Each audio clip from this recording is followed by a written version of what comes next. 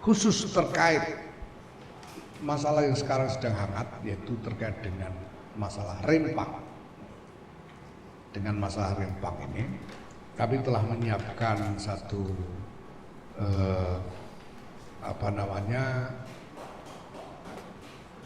pernyataan tertulis terkait itu, ya supaya tidak salah-salah nanti ya. Tapi pada dasarnya begini, pada dasarnya pandangan kami begini, bahwa walaupun ada wawasan bahwa investasi dibutuhkan oleh negara, investasi itu harus dijadikan peluang, sungguh-sungguh dijadikan peluang untuk meningkatkan taraf hidup masyarakat, khususnya masyarakat di lingkungan yang menjadi destinasi investasi itu sendiri. Ya.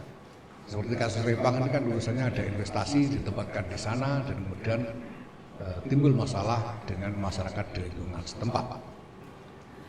Nah, investasi itu harus dikembalikan kepada tujuan asalnya, yaitu untuk kemaslahatan masyarakat. Maka harus dijadikan peluang untuk meningkatkan taraf hidup masyarakat, khususnya di lingkungan destinasi dari investasi itu sendiri. Dan masyarakat tidak boleh menjadi korban. Masyarakat tidak boleh menjadi korban. Apapun juga kesentosaan dari masyarakat itu nomor satu. Resiko-resiko investasi itu hitungan terkemudian. Pertama-tama kesentosaan masyarakat itu harus dijaga.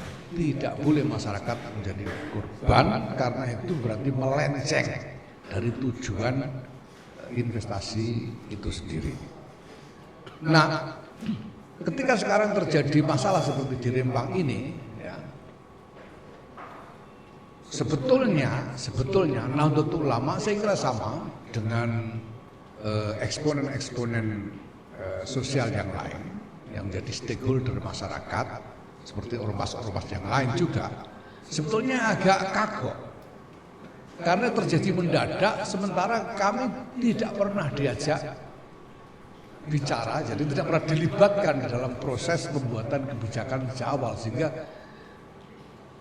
sebelumnya kami tidak punya antisipasi dan kami tidak terlibat juga sama sekali di dalam proses eksekusi dari kebijakan investasi itu sendiri.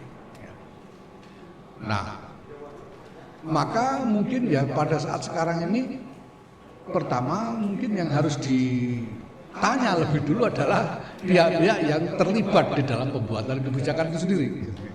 Saya kira pertama-tama, ya, bukan kami. Tapi kalau kami dimintai pandangan dalam keadaan sudah seperti ini, ya satu-satunya yang kami bisa sampaikan adalah bahwa kesentosaan masyarakat harus dinomorsatukan. Tidak boleh masyarakat menjadi korban. Ya, lebih baik resiko-resiko yang lain ditempuh selain resiko merusak kesentosaan masyarakat. Nah,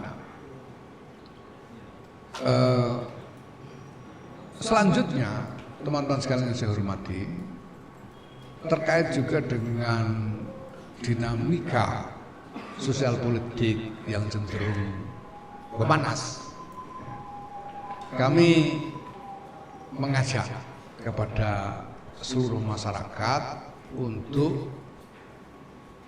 berupaya menjaga ketenangan, ketentraman, dan pesan ini tentu pertama kali kami sampaikan, dan paling utama kami sampaikan kepada para aktor politik. Jadi jangan sampai di dalam kompetisi politik, walaupun memang persaingannya ketat, jangan sampai para aktor politik ini membuat manuver-manuver yang meriskir ketentraman, ketenangan, apalagi keselamatan masyarakat. Kita semua sadar ya, model pertarungan politik yang sekarang lazim dilakukan oleh aktor-aktor, mulai dari pertarungan di platform-platform internet, di media sosial dengan hoax dan lain sebagainya, dengan provokasi dan lain sebagainya, sampai dengan masalah-masalah yang sengaja dipicu di tengah-tengah masyarakat. Ini kadang-kadang terjadi. Kami menyerukan agar hal-hal yang dapat mengancam ketentraman dan kesentosaan masyarakat ini jangan sampai dilakukan oleh aktor-aktor politik. Mari semuanya melaksanakan kompetisi secara rasional, secara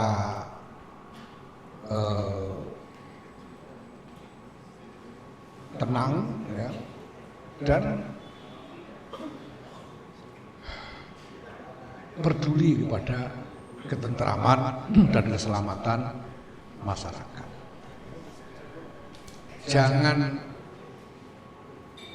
hanya karena ingin menang lalu meriskir masyarakat menjadi korban dari pertarungan yang berlangsung.